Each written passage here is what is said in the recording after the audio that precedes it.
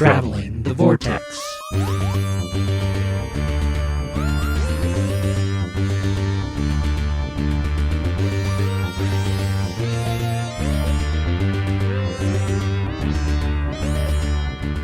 We've joined Mrs. Doctor as she travels the vortex and arrived at episode 461. I love a good plume. I'm Keith. I'm Sean. I'm Glenn. How are you guys? Very good. Do you like my plume? I was so happy to see the Doctor's love of funny hats come back. You guys have a good week? Do anything fun? I don't think I went did. and saw Sonic the Hedgehog. Oh, How was it? How was it? I enjoyed it. I enjoyed it a lot. I feel like I have to preface that with I didn't play Sonic, so I don't really know much. So I'm probably really easy to please because I can't nitpick. But I thought it was a lot of fun. I will go so far as to say that it may be one of the best video game adaptations that we've had as a movie.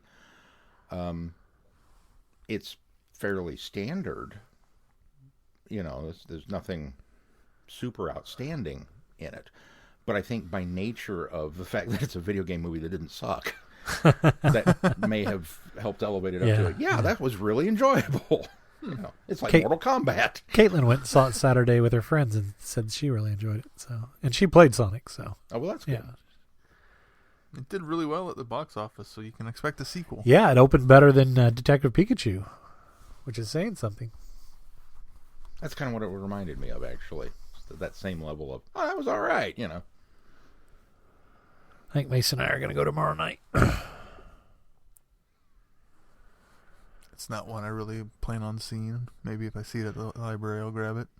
Well, that's part of my thing. Is Mason really wants to see it, but I didn't know if I wanted to play full price. But if it's at the B&B, I can pay $5 and go see it. So It's definitely worth $5. I didn't watch Sonic, but I watched Video Game the Movie, which is a documentary about video games, the history of video games, narrated by Sean Astin. It was pretty interesting. A lot of it I knew, but it was really well put together. I was impressed. I guess that's all I watched. I started the third season of The Toys That Made Us. Teenage Mutant Ninja Turtles. Yeah. It's enjoyable. I finished Queen's Shadow. I think I did that this week. Did Yeah. it redeem itself in the end? Nope. It's not. I mean, it's a fine book, and if the politics of Star Wars universe intrigue you, by all means, that's The your Star book. Wars prequel universe. Oh, Yeah, sweet. but, I'm so excited. No, I mean, really, I love the politics stuff. But other than that, I think it's sort of, it explores the character of Padme in such a way that I don't like Padme that much anymore. Oh. Yeah. That's not a good And I think she learns from, the story is more about her and the handmaidens than anything. And it worked for the handmaidens being kind of, all of them are trained to be decoys. And it's almost like her rule was by committee instead of her being, I mean, they weren't really decision makers, but they were. She valued their input and they had, a lot to say. But that isn't even so much that much of the book. She decides to carry the handmaiden idea over into her Senate life. And as she sort of figures out that it doesn't quite work, she can't use it quite the same way, but it was just really, and it tries to be as much Sabe's story as it does Padme's, but then they don't go far enough with Sabe's story in order to make it interesting enough. There's this late blooming romance thing that happens in the middle of it that doesn't really go anywhere, and with Sabe, because you can't really do much with Padme as far as romance, because we know where that's going eventually. Yeah. It's I just not, Did. and I had a lot of hope for it because it's the same gal that wrote Ahsoka. Yeah, and Ahsoka's really and good. you said that Ahsoka was good, so I don't know. I'll I'll have to give Ahsoka a shot. But Maybe there's Ahsoka's just a stronger character. the problem with it is there's not a lot of action for me, and I really like. I mean, if I'm reading a Star Wars novel, I want a lot of action. I want a lot of Star Wars scenes, and there's not a lot in this. If they'd have done more with there's an assassination attempt, because obviously Newt Gunray's still gunning for her. She's got a price on her head because he's in his third trial by the end of the book. With the one that they allude to that he's finally not found guilty. So but if they had been doing this thing where she was just continually the subject of assassination attempts and she kept escaping these assassination attempts, there at least would have been something. But the most exciting is a scene where there's pirates that they're running a Republic ship with in order to help get supplies to a certain planet, and that's like the big moment as far as action goes, and it's only like not even a dozen pages. So it's really boring. I was glad that I read it, but I would never go back and read that one again. And that makes me not want to read Queen's Peril, which Queen's Peril will be set during her reign on Naboo, which I think is interesting that they did them out of order. Yeah. I'm not sure Catalyst will be quite up your alley either, because there's a lot of times in that where it cuts away from the action, and then you find out like the next chapter what happened. Oh. But I finished Catalyst, and it was pretty good. It's a lot more of exploring the relationship between Krennic and Urso, and how he was kind of manipulating Urso the whole time into thinking he was working on something else instead of the super weapon, and kind of tying together the prequels and Rogue One all to kind of make it even more connected, branching the prequels in the original trilogy. And then there's a little bit. I'm not sure I buy that. What? Real genius notwithstanding, I can't really believe that somebody's working on a super powerful planet-sized super laser and doesn't begin to question what they're going to use it for. Well, see, they don't start out planet-sized. He's exploring his scientific history is studying crystals and. You mean moon-sized, right? Because it wasn't really planet-sized. That's no moon. Depends on the planet. It's this. He's studying energy. No. Crystals and how although Pluto's not a planet either. Create a new energy source out of crystals. And so they are taking it and twisting it. And he thought he was testing, a new way to power everything. Instead, they were taking it and channeling it, but hadn't developed it big enough to be in the Death Star. So all of it leads up to them going off to the planet to hide. And so then it's set like however many years before the prologue of Rogue One, where I thought the book was going to be more taking place between the prologue and the rest of the movie. Right. It's all set before. So it's a little easier when it's smaller scale to trick someone into thinking they're working on something else when it's not. And there's a lot of interesting imperial politics. Along with some, I liked some competition between Tarkin and Krennic. See, which was nice. and the book Tarkin had a lot of that imperial, and it's the same author. And see, I really enjoyed Tarkin. So it didn't bother me, the whole machinations of Tarkin positioning himself, and that was all great. So it was more of the senatorial stuff and the pre-stuff that. And there are a couple of action pieces in this, so it's not like it's without action. Yeah. But there's a lot of times where I'm like, oh, I would have been kind of like to see that, but it was a side character that you don't actually need to worry about. This person comes out ahead. That's all you really need to know. See, I think I would have liked the whole book just on Krennic. Well, most of it is. It's about 50, but 50. Well, it's split heavily Krennic, Urso, and then a little bit Tarkin, and a little bit another character that's being manipulated by Krennic also. So Krennic is enough of a character that it helps carry you through it. Him and Urso for everything else.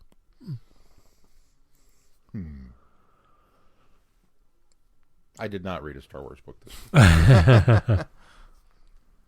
That, and I finished Dooku Jedi Lost. That's probably the weakest one I've done so far. I just wasn't as impressed by it. It kind of didn't really build to much, and it builds to his departure from the Jedi, but it spent far too much time with his adolescence than it should have. And I saw what they were doing, but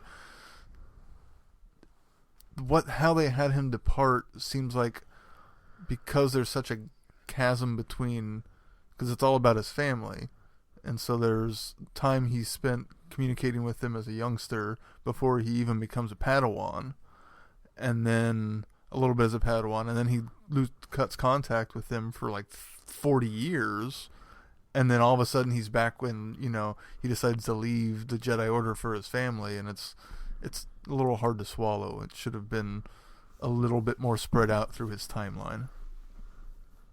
But the guy who does the Liam Neeson impersonation in the audiobook, really good job. Oh, really? The best voice in the whole thing, because Dooku did not sound like Dooku at all. Maybe that was part of it, was I was listening to it and not reading it, so I could hear. Well, it's just an audiobook, isn't it? I think there's a script. Is there one? Yeah, there is a physical book copy. I'm not sure if it's a novelization or a script. How long is it? 6 hours. Okay, that's not bad. Yeah.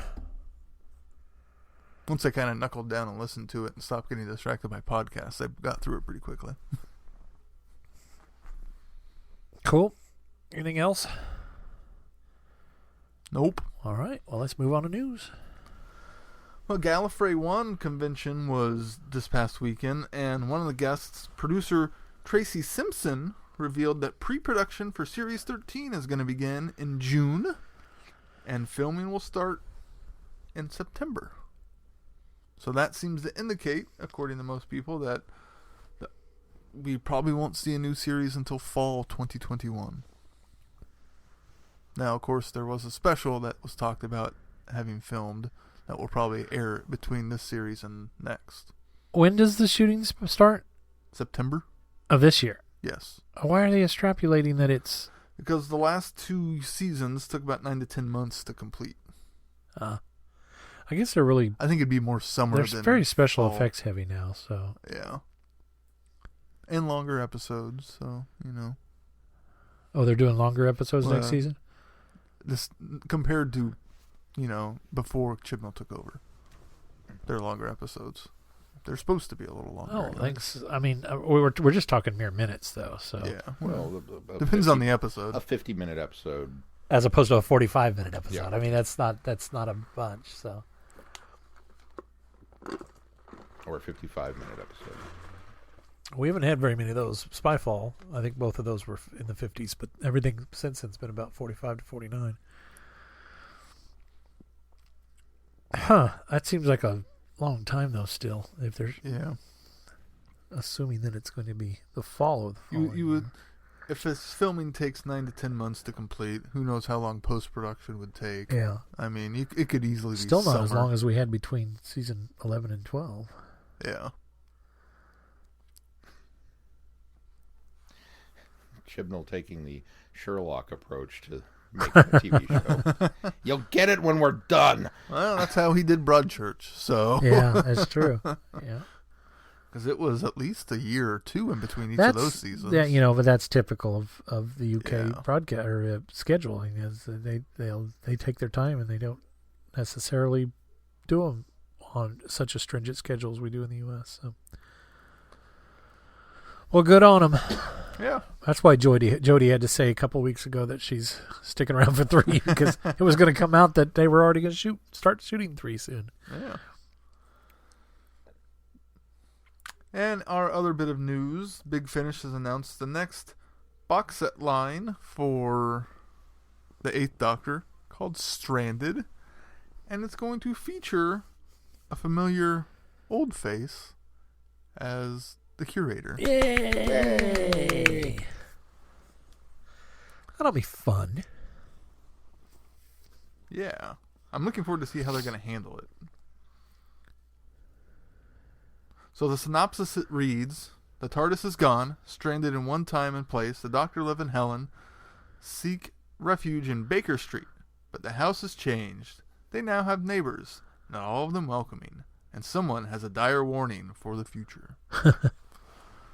So there's going to be 4 box sets of this, according to Big Finish. Wow. So the 8th Doctor is going to be stranded for quite a while. For a while. And Meanwhile, this is what happened while he was on Orbis. And it looks like P.I. Andy is going to make an appearance, too. All right. Nice I like her. Torchwood connection. I like him. Yeah, me too. And the fact that they're setting it in 2020 London, so it makes me wonder how, if they're going to try to tie it into the new series at all in any way. That'll be interesting. We got a lot of 8th Doctor to get through first, so don't get too excited. That's all right. I did a little bit of head start on that anyway. We'll talk about that in a little bit. Cool. Anything else in the news? That's it so far. Let's check in on feedback. Feedback this week comes from Holly. He says it with a question mark. Holly? Maybe. Holly Holly writes. Discuss what order we're going to do this. We did not. Holly writes, "Hey guys, man, what an episode, and a different take on Shelley's Frankenstein. The whole thing with the Cybermen and the Cyberium. What was the name of it? Siberium. Siberium. The actor who played Byron did an awesome job. Wasn't sure about who was the monster in the beginning. I first thought it was the guy who hadn't slept in days. All in all, a great spooky episode. I'll wrap it up here. Holly from Wisconsin." Thank you, Holly. Thank you, Holly.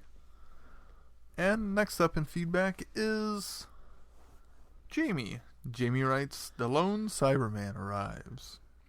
Hello, Vortexers. This feels like Utopia to Sound of Drums, Last of the Time Lords. The first half is your general haunting story, then Percy Shelley's disappearance is brought up, the specter on the lake appears, and the architecture goes wonky. Then we get the lone Cyberman and things get really interesting. An enjoyable episode that started average and then improved as it went on.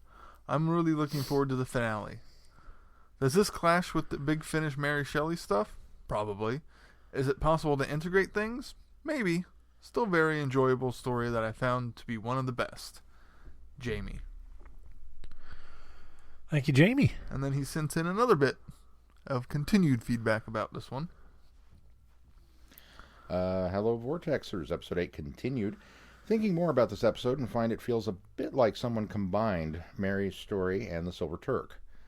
13 even feels like 8 here with a zest for life, love of exploration, name-dropping, but with a dark side. And speaking of 8, everyone describes him as Byron-esque. But here, I thought Percy Shelley looked a lot more like 8 than Byron did. Yeah. I agree with that. I thought that myself watching this.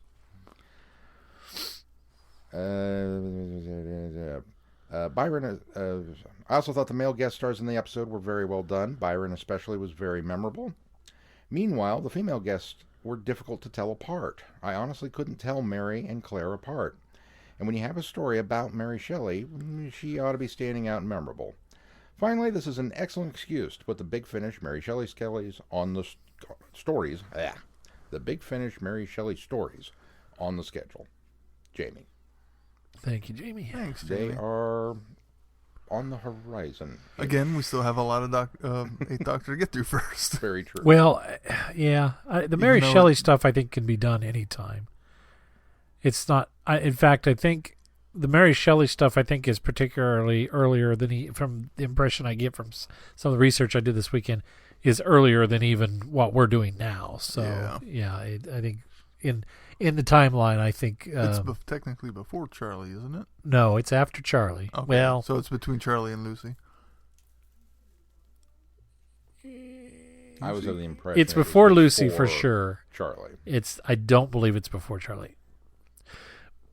But I can't say that without having heard the Silver Turk on, because I'm just going based on A Company of Friends. So, and I can't say much about it because A Company of Friends has a really cool before and after kind of thing going on with it. So yes, the Company of Friends story is both maybe before Charlie and after Charlie. You'll find out. We'll get there. If I don't jump ahead too. Yeah.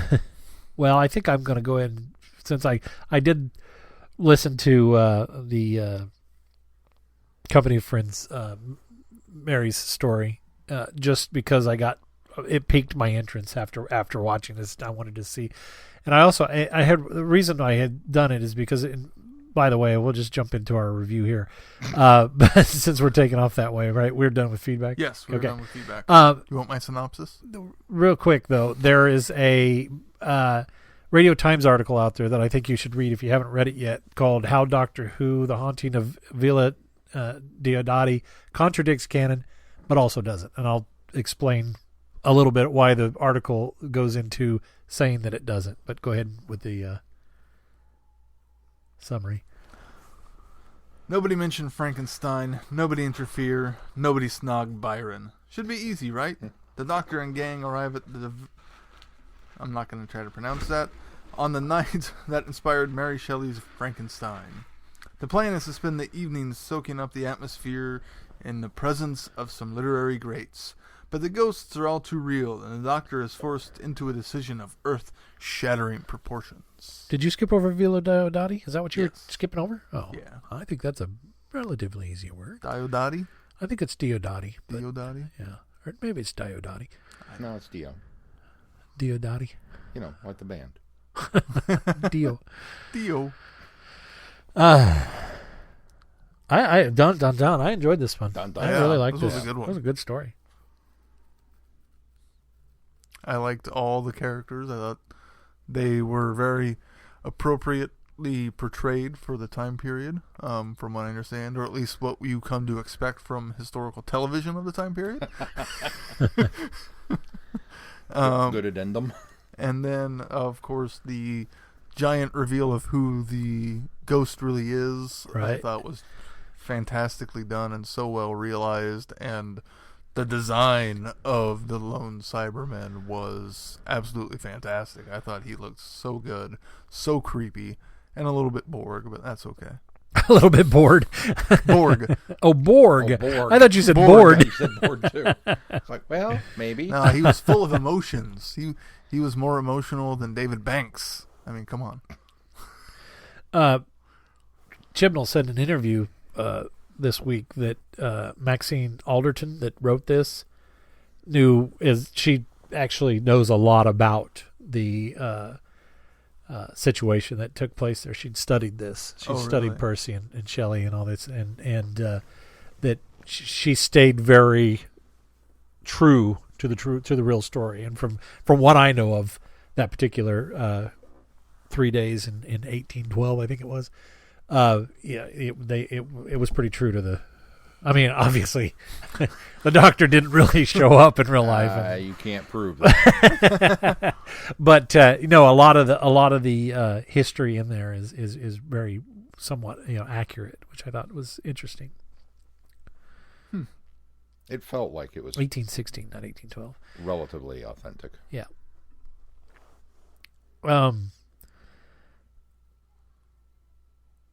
It just I don't know what to say. It was fun. It was interesting. It was thrilling. It was scary. It was it had all the great elements of a Doctor Who story. You say that. I think he did look very Borg-like. I didn't think about it until he you looked like Hugh a little bit. I didn't think I'm about trying it to until figure you out who the actor was. until you said that. But Of course, it could just be coming off the heels of watching Picard too. So yeah, maybe.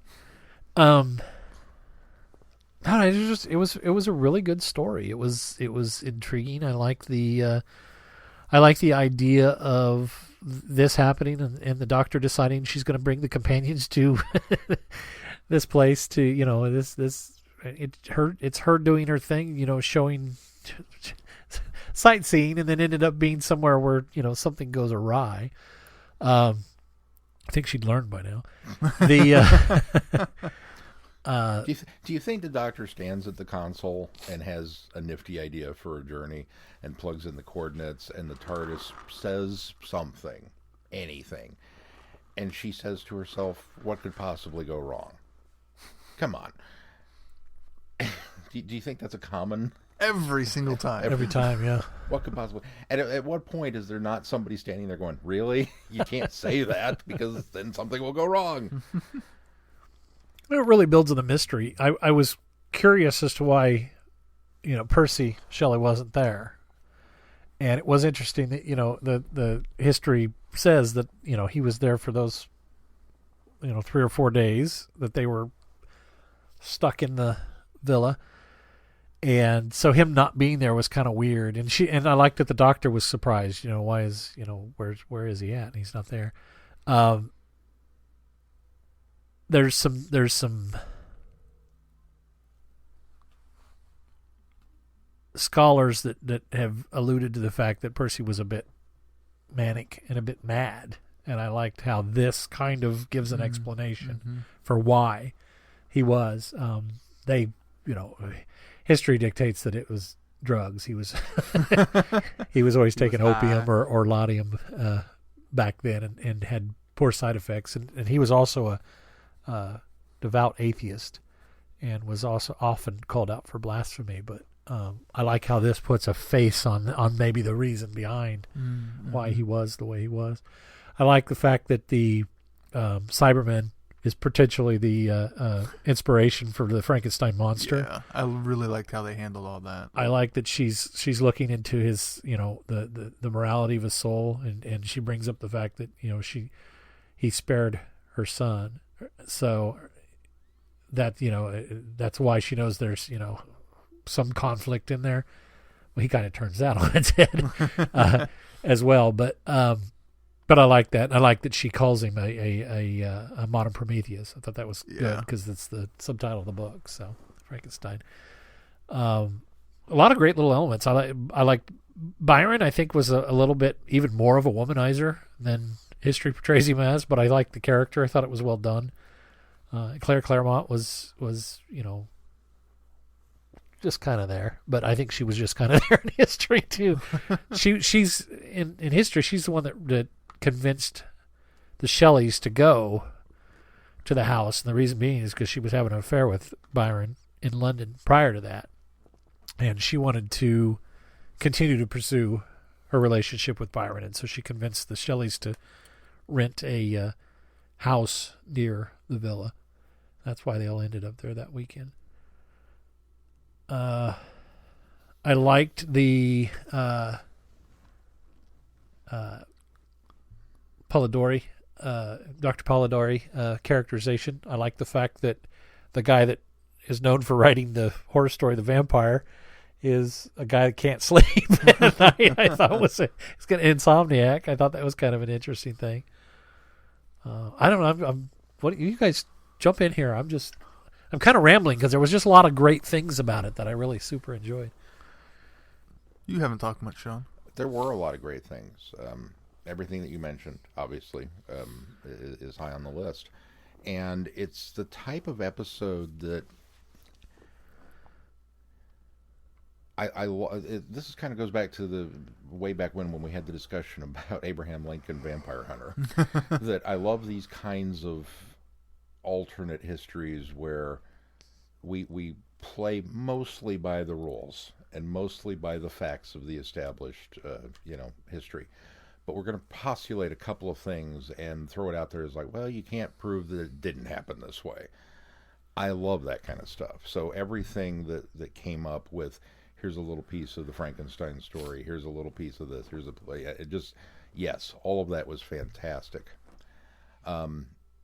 It's almost to the point where there may have been too much, because we get a haunted house, and initially it's very, I think, effectively creepy, some of the haunting stuff that's going on. And then we get the Addams Family's thing running around, and it's almost now, on a dime, flips over to being played more for comedic effect, all of the spookiness, because we're setting up this larger mystery of what's going on. And then that seems to take a back seat once the Cyberman shows up, which, I mean, these are all related and interconnected. I'm not nitpicking, except for the girl in the mall, or the lady. Yeah. which I thought was interesting. And the fact that they there. addressed it at the end, too. Yeah. They didn't leave it as a plot hole. Right. Which makes me... Well, they didn't address it, though. I mean, they didn't explain it. I guess they addressed it. They just didn't give us an explanation. They acknowledged it. Yeah. Which makes me wonder, we've always kind of complained a little bit when we get a supernatural episode of Doctor Who because, well, it's not ghosts. It's got to be an alien or this or that or the other. And so when they set this one up and then immediately jumped into the Cybermen and, okay, well, that's what's causing this stuff. And brilliantly with the backflash of Percy and what had happened to him to cause, okay, yeah, totally in for this. But then we have this dangling bit with the real ghosts, as it were. And I can't help but wonder, was that left in there on purpose just so that we are kind of sort of still leaving the door open for ghost stories in the future? That we didn't want to, because I don't think any of us would have been not okay with that. If those characters had not been there and Graham hadn't had that experience, I don't think it would have detracted any from the story. This would have been just yet another example of a supernatural event that turned out not to be supernatural. Right. And the next time the Doctor stumbled into one, I'd still be in the same mindset that, well, it's probably aliens. So I don't know that I necessarily needed real ghosts, but it gave Graham something to do. And that was one of the things that I liked about this, is that all the companions really had something to do. And surprisingly, the majority of the party guests all kind of had things going on. There may have been a few too many running into the same room scenes. At first, it was super effective. And then it goes a bit Scooby-Doo. And then it goes a bit... and then it becomes repetitive because it's, okay, we're on the stairs again. And they're acting shocked. It's like, how many times is this? 7. Yeah, it feels like it. And we've only seen it twice. We've seen this before. And then it becomes Scooby-Doo with Jodie Whittaker kind of running out of the room and turning around and running back into the room and acting surprised. And it's like, oh, come on. We're not even going to change the camera angle or anything. You're just going to have her disappear behind a wall. And I'm supposed to believe this? All right, You spent your money on other things. I see it coming. Well, I think it was also an attempt to lighten the mood a little bit. Yeah, I think so, too. Yeah, I think so, as too. was a lot of Graham's stuff was played for humor. Just constant jumping and looking for the loo, and I have to wonder if the woman and the child ghost that Grant saw had, because this gal was so familiar with Byron and these characters. I wonder if it's an allusion to he wrote later in life, and I'd say a few years after this, a story about I think it's called Manfred. It's about a guy who summons ghosts in order to help him forget about something he's regretful in his past. And so it's got a lot. But it's got a lot of supernatural elements. And I wonder if maybe she was looking for, because this particular, a Cyberman showing up really has some merit for why somebody would write Frankenstein, and maybe even some element of why the doctor, the physician guy would write, vampire, but ghost stories really didn't have an explanation for it, even though they're reading from Phantasmagoria, which is a collection of German ghost stories, I believe, and that's what sparked the idea for them to go write their own ghost stories. And so I wondered if maybe that was sprinkled in there to give some reason for why he wrote something that was certainly a little different than what they had experienced that night. Maybe that he's experienced other hauntings in the house as well, and there is a supernatural element to it. So I don't know. I'd buy that. Yeah, why not? I was impressed that the Siberium. Anybody notice it looked like the opening credits? Yeah, it did a little bit. Yeah, just the fluidity and the movement of it. I think this writer, this is her first Who story. Yes. But man, I feel like she has nailed the voice of the 13th Doctor better than probably anybody has at this point.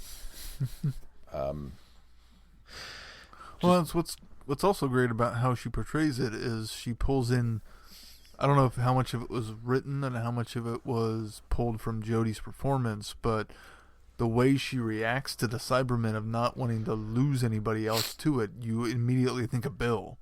Yeah. Which is a great recent history thing to, draw on for emotions, and that was such a powerful scene for her. It was so well done. Yeah, I'm really fearful of where we're going with this story, though, because she's continuing to push people away. She's again isolating herself from these people so that she doesn't put them in danger. But I think she doesn't realize that she's inadvertently pushing them away, which we've seen shades of that throughout the season. I also felt like when they have the conversation about what to do with Percy, do you kill him now or allow him to die now in order to save hundreds of thousands of people in the future, or do you save him now knowing that there are hundreds of... And the Doctor has that, impassioned...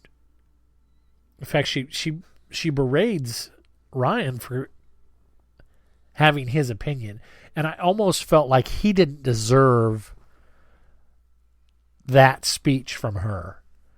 That, or at least the way she delivered it. He didn't deserve the way she delivered it on him, because he has a point, and it's a very impassioned and maybe less informed position on it, and she does give it more of a nuanced reason for why it's important for him not to die, but. He didn't deserve the way she delivered that on him, and I kind of felt very uncomfortable all that. Now, it's not that I didn't like that happened, because I think that was a character moment for the Doctor, and I think it was a character moment for Ryan. But I really don't feel like he deserved the brunt of that berating that he got for giving his opinion on the matter. I agree, and I was also mildly uncomfortable with it.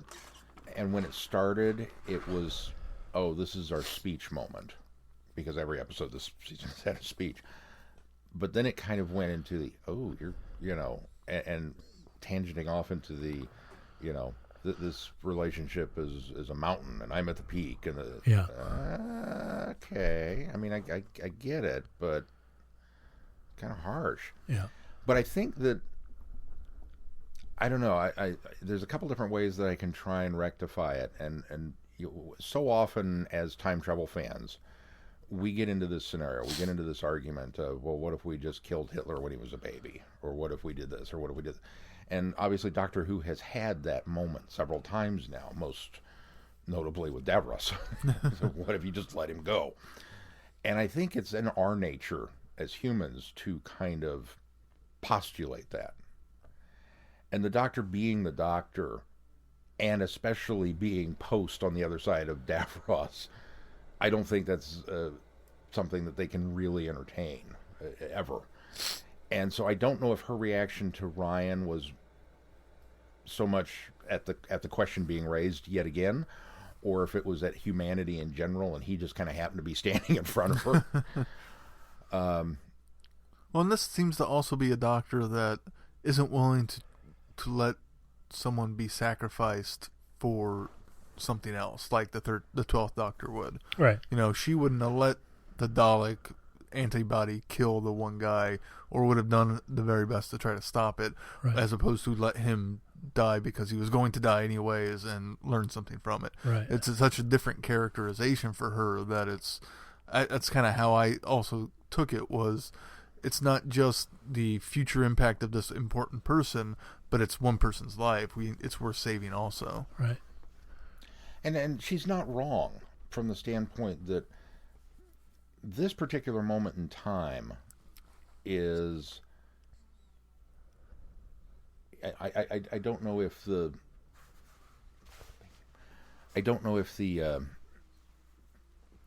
ramifications necessarily of this have really hit yet from an outside universe standpoint. Looking at the show, for Doctor Who to do this episode, to be present at this moment in time, This is the equivalent of, Star Trek being at Roswell.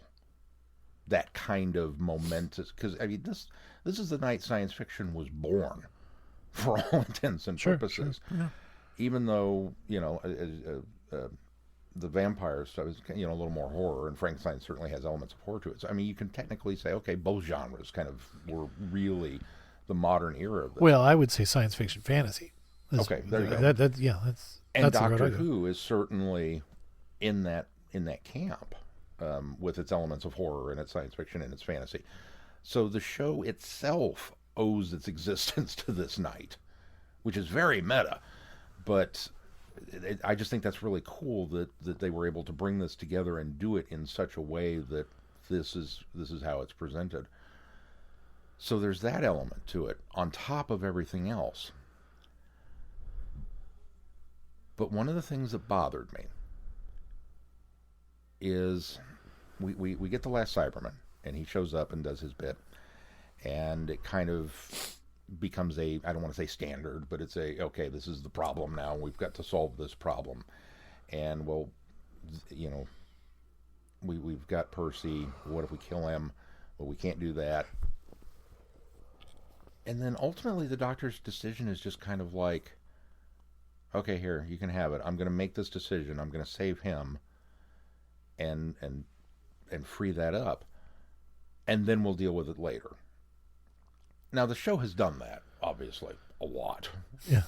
Impossible Astronaut. I won't worry about that today. I'll put that off until tomorrow at Terra. But I don't know. I'm encouraged by the fact that the preview for next time, I don't think we're putting it seems off. to pick it we're right not putting back it up. off. We Yeah, went and yeah. took care of it. So maybe, I don't know. It felt I don't like think it'll be guilty of doing what they did in Yeah. that series. That No. I kind of felt like it was a weird, I don't know, like, I don't want to say left turn, but it just, like, it felt like the Doctor was proceeding in one direction and then stopped and changed it up and decided, no, we're not going to do that.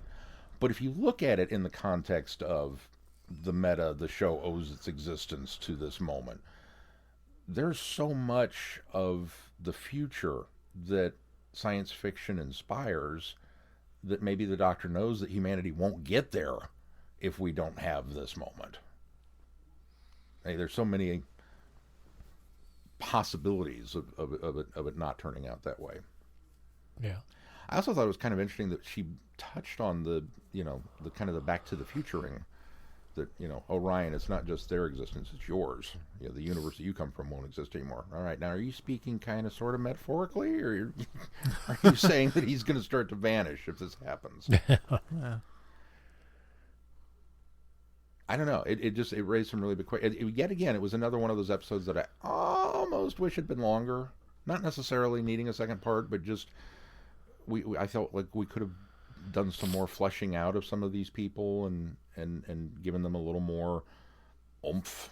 Like who's the one that we didn't remember? That Jamie was. I couldn't. And you said, well, because she wasn't really there anyway. I want to have an affair with Byron. What's her name? Oh, Claremont. Claire. Of these people, if you were to say Lord Byron, I've heard of Lord Byron. If you were to say Mary Shelley, I've heard of Mary Shelley. If you were to say Percy Shelley, I've heard of Percy. I don't know Claremont. Well, Claire, she was a stepsister of Mary. She was Mary's stepsister. Yeah, that's all she simply was. all she was. That's all Yeah. she was. And So, she had an affair with Lord Byron. In fact, she was carrying his baby at that time, at this time as well. your claim to fame. So maybe there wasn't any fleshing out needed. Yeah, I don't think there was. I think what I think But if they had her purpose was to show how much of a womanizer and how unimportant he felt she was, or women were. How he was, because he was coming on to the Doctor, even at moments in this, and I think that was really, she sort of served that purpose of the characterization of Byron. Yeah. And if they were going to extend it and explore more, they could have explored, with the Doctor and the Siberiad, of why she decided to give it over to him as quickly as she did once she had it in her possession out of Percy Shelley. Because that's the point where I felt like she kind of flipped and was like, oh, well, I have it now, and now you're not going to take it.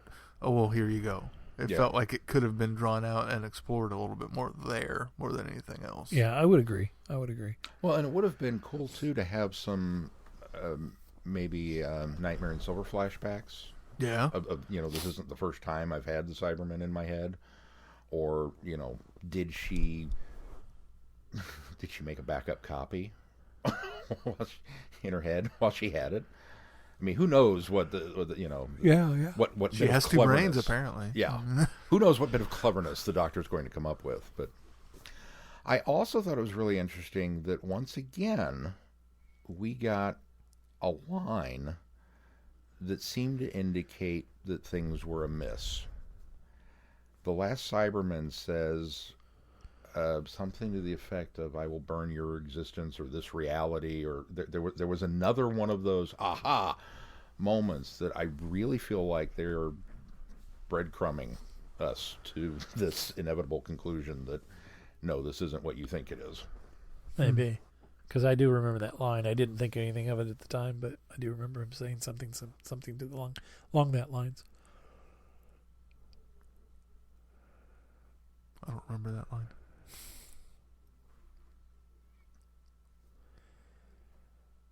So does it set up a problem with continuity? Well, that's a question for you. Being You're the one who person in the listens. group that's Well, I listened to Mary's story. I actually listened to all of the stories on this. So I got that much ahead of, but those other three were So I guess irrelevant. a brief setup for those that don't know is that there are a series of Big Finish stories where the Eighth Doctor meets and travels with Mary Shelley. Correct. Including one called the Silver Turk, which is a Cyberman story. Right, and so the Mary story, which I did listen to, is the encounter. It's the same night. It's the haunting of Villa Diodati, or it's the incident. It's the night that they get together to write the stories on at the villa, and the Doctor shows up. Eighth Doctor shows up, and he's a bit out of sorts, and he's babbling, and he calls himself Dr. Frankenstein. And so that's where it gives Mary the impression. Things obviously take a little different turn. He seems to die in this story, and so Percy decides to go all Frankenstein on him and do the experiment with the lightning. And, if it would, I can't remember who the famous scientist was that had already experimented on the frog legs, in animating the legs and making them twitch with the electrical currents. Yeah, They decide that they're going to do this with the Doctor, and hook him up to some electrodes, and then the lightning strikes, and he comes back to life essentially. I can't go too much more into it without giving too much away. So, but obviously the events are very, very much different in this situation and how he encounters her. And I didn't move on and listen to Silver Turk, which is the next story.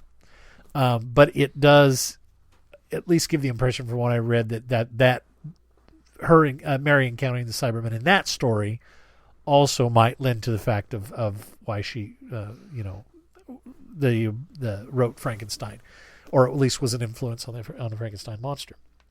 But there's a really interesting article, and I'll put a link in the show notes, from Radio Times by Morgan Jeffrey, that pointed to the fact that these two stories both exist in the continuity, at least, if not canon, of Doctor Who, and they don't necessarily have to not contradict each other. And he pointed to the fact that with the Cyberium coming back through time and ending up at this location, that perhaps it changed events so that the people at the manor, or the villa, experienced a different timeline, or it changed the events so that from the Doctor's perspective, she had been there as the Eighth Doctor, and she's been here now as the 13th Doctor, and those events from her perspective still happened both ways, but from the characters in this story, they didn't necessarily happen the same way, because the Cyberian changed events in the timeline so that the things happened this way this time instead. So I thought that was a pretty decent, simple. I mean, it's retconning for the sake of retconning, but I thought it was a pretty good explanation. It could also... It doesn't go as far to explain why she doesn't mention why the Doctor clearly would remember the events happening differently from the past, but doesn't necessarily make reference to that. So it doesn't fix that idea. But unless there is some sort of ripple effect from the Siberium's arrival that changed it to the point where the Doctor wasn't there. Yeah. Because if she was there the first time as the 8th Doctor, and then that change, if she was there the first time and then just randomly decide, hey, we should go check out Mary Shelley, that's a great night, you'll love it. At some point, she would have gone, oh, wait a minute. Wait a minute, I might be there. Yeah. That's a dangerous no, I can't cross my own time stream web of blah, blah, blah. But the fact that she doesn't say that, I think kind of actually lends more credence to that theory that it just, the ripple changed everything. It went and obliterated that particular instance. Well, and if what your theory holds true anyways... It wouldn't matter. Yeah, right. They could because both be true. It's all sort of a illusion anyway. Or a fabric of reality that doesn't necessarily exist in the way we think it does.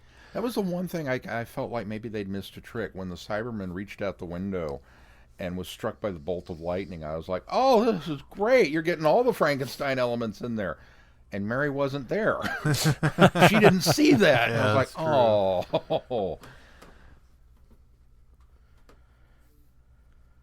It's a good story. I really, really enjoyed it. Yeah, I liked it a lot too. This was one that Sarah hasn't been much on this season, but that was one she was like, that was pretty good. Caitlin's the same. She hasn't been much on this season, but she really liked it. Now refresh me on the ladies. Did they like last season? Sarah was kind of mad. Caitlin was a bit hit and miss. There were stories she really liked. She obviously liked Rosa. She liked Punjab.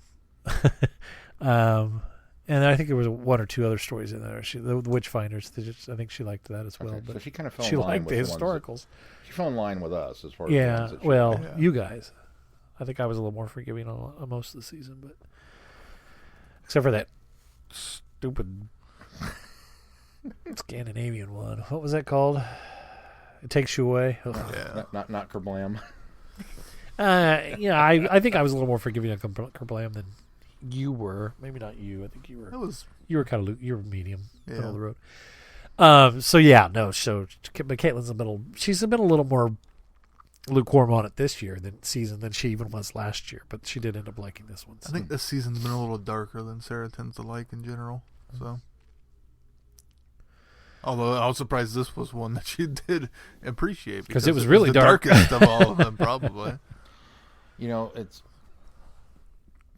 I don't know. I'm worried because I keep thinking, as you said, the Doctor's pushing people away, and yet they keep coming and flocking back, and they keep reinforcing the idea that where you go, we follow. And I'm beginning to think that's what's going to get them all killed. Well, I think that I think what makes it worse is the contrast of last season to this season. The fact that she's the one that kept saying my fam, this is my fam, and she's the one that kept encouraging them to be a part of these adventures, and she was very encouraging. And then this season, when they all are finally very comfortable in doing so, now she's turned around and pushing them away. Yeah. And I think that's it's certainly a stark contrast that's making for an interesting dynamic this season. So, Sean, what we got coming up on the schedule? Well, coming up on the schedule. Naturally, I don't have that. The Ascension of the Cybermen. Thank you, Keith. Next week will be the Ascension of the Cybermen, the penultimate episode of this season. Yeah. I think I read somewhere we already have the title for the last story of the season 2. We do? What is it? Or is it spoilerish? The Timeless Children. Plural. Yeah. I know what's going to happen.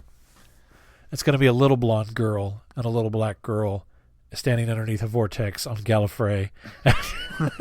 Because they're both Ruth Doctor and the Doctor are the Timeless Children.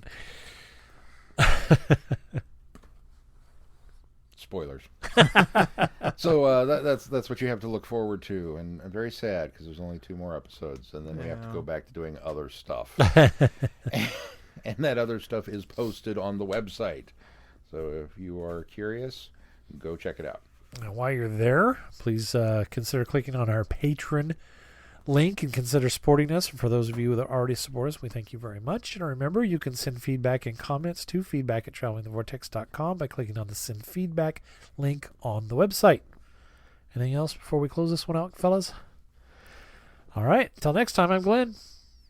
I'm Sean. I'm Keith. Cheers. I forgot what order I go in. Be seeing you. Probably Thanks for listening. Probably because I was looking at him. Yeah, I missed my visual cue. Good night, everybody. You have been listening to Traveling the Vortex. Doctor Who and all of its associated programs are owned and trademarked by the BBC. No infringement is intended or implied.